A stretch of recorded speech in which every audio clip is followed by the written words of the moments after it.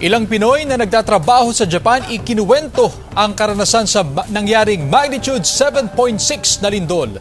Makibalita tayo kay Russell Simorio ng GMA Regional TV, One North Central Luzon.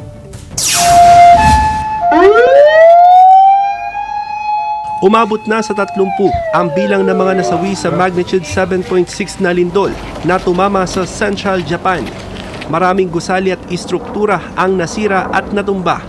Ramdam ng ilang overseas Filipino workers sa Japan ang bagsik ng lindol. 3 buwan ng trainee sa Japan ang 23 anyo sa si J. Victor Ferrer na tubong Orbis, Tondo, Pangasinan. Nakabase siya ngayon sa Nagoya, ilang kilometro ang layo sa Ishikawa na epicenter ng lindol. Kwento niya, biglang gumalaw ang tinutuluyan nilang apartment habang nagluluto ng panghanda para sa bagong taon. Sineselebrate lang din yung New Year. Nagluluto. Biglang automatic kasi yung andito, yung cellphone pag may paparating na earthquake, ganun, tutunog yung phone.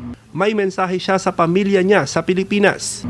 Dito na safe na safe, tas huwag po kitang mag-alala kasi okay naman yung kalagayan ko dito ngayon. Ramdam din ng OFW na si Jeline Beltran na tubong Alcala, Pangasinan ang lakas ng lindol sa Japan. Ipinakita niya sa news team ang bahay na tinutuluyan nila sa Nagoya. Buti na lang at hindi raw ito gumuho sa nangyaring lindol.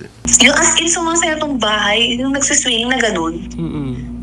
Buti na lang, yung mga bahay dito sa Japan, hindi sa basta-basta nasisira ng lindol.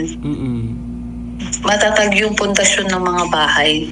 Sa statement ng Department of Migrant Workers, handa sila sa immediate assistance para sa mga OFW na lubhang naapektuhan ng lindol. Maaring makipag-ugnayan sa Migrant Workers Office na nakabase sa Osaka.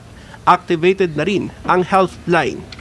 Mula sa GMA Regional TV 1 North Central Luzon, Russell Simorio nagbabalita para sa GMA Integrated News.